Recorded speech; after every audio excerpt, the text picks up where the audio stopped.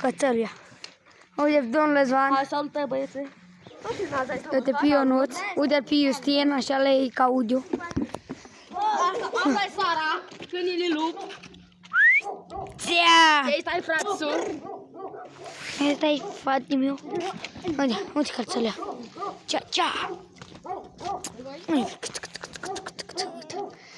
Uite pe sala. Aici cu băieții la Dughean. La Dughean, ia. Am dat de magazin, ia. E închis la Dughean, e?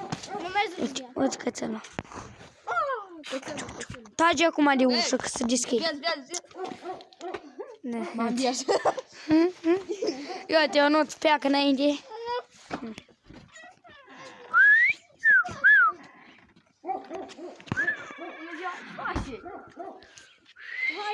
Hai în parc. Să-i dau zâm. Dă-te eu nu de acolo, că stai filmarea. Dă-te eu și fugi.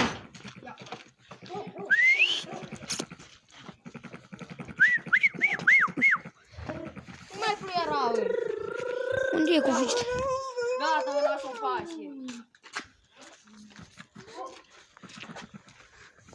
Uite, a fugit cățelul. Hai pe ei.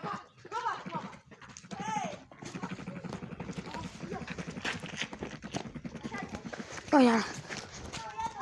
Cum o cheamă? Sala, ia, sala.